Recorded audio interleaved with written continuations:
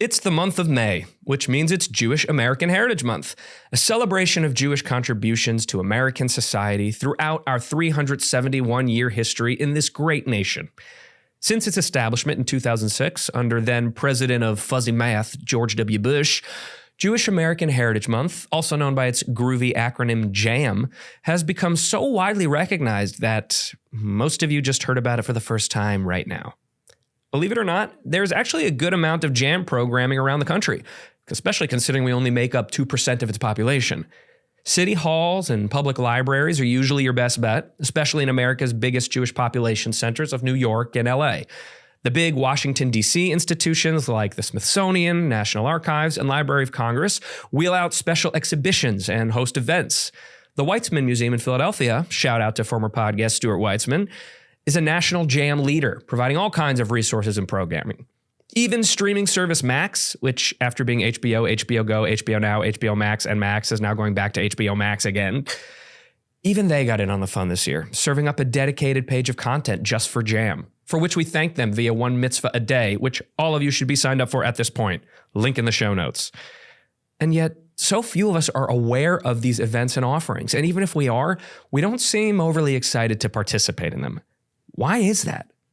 I would like to posit that this general apathy stems from a greater problem undergirding the American Jewish community.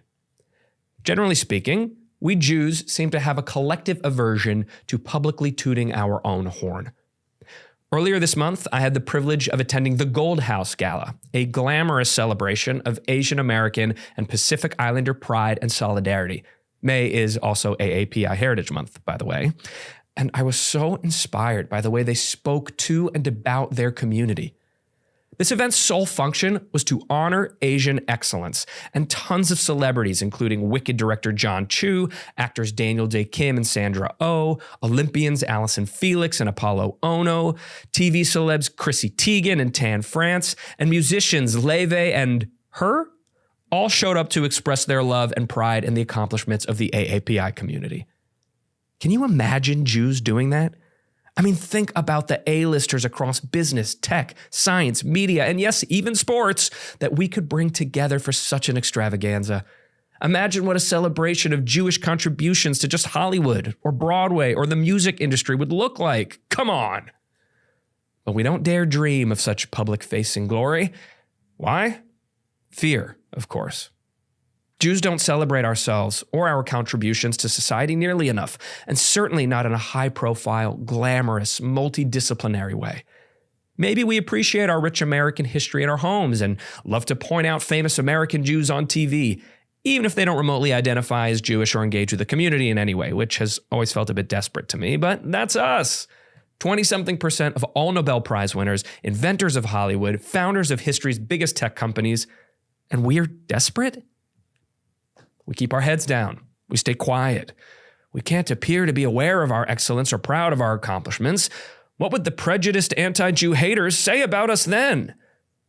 The question is as ridiculous and self-defeating as it sounds. Why should we diminish ourselves for the appeasement of bigots who are going to spit the same old stereotypes whether they hold an ounce of truth or not? Think of the pride, the solidarity, the inspiration, the communal buoyancy we are depriving ourselves of. And for what? To make bigots more comfortable? As my friend Flor Hassan Nahum said on episode 4 of this show, Jews fertilize whatever environment we inhabit. Throughout history, in every country and every professional field, Jews have built industry and society up until we're either whitewashed, overrun, diminished, or kicked out of the very entities we helped create. If we want to stop that from happening, we need to have more self-respect, puff out our chests a bit, hold our ground. We made this shit. Recognize. I've said it before and I'll say it again.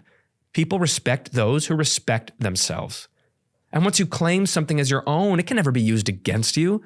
Someone wants to whine about how Jews run the media. Okay, cool. Here's all the Jewish writers, actors, and directors of your favorite shows and movies high-fiving each other over how sexy and successful they are. Deal with it. Which brings me to the second reason I think JAM engagement is weak. And I say this with nothing but the utmost sincere appreciation and respect for the planners and conveners of JAM events. But the programming is unbelievably not sexy. I'm sorry, but nobody has ever said, you know what's going to be an awesome time? This 90-minute presentation about Jews at the library. Where's my Gold House Gala? We can call it the Goldberg House Gala. Where's my Nosh Across America night with special deals at all our favorite delis? Where's my all-Jewish poetry and spoken word evening, aka the Jam Slam? Where's my party bus that takes Jews on a tour of the city's most important historical Jewish sites, aka the Jam Tram? Where's my night at the Magic Castle featuring all Jewish magicians doing homages to Harry Houdini, aka Alaka Jam? Where's my Jewish jam band outdoor concert series, aka the Jam Jamboree? I could do this all day, people. Jewish orgs, if you're listening, and I know you are, put your best people on this. Better yet, put your best people together on this. Combine resources and brain power and give us the Jewish American Heritage Month we deserve. It's time to change the conversation.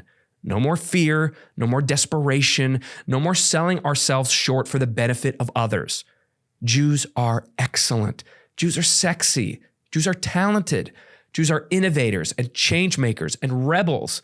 Jews are cool. It's time we start recognizing it, owning it, and celebrating it. I mean, come on. A whole month honoring Jews who know their worth and are unafraid to display it proudly? Now that's my jam.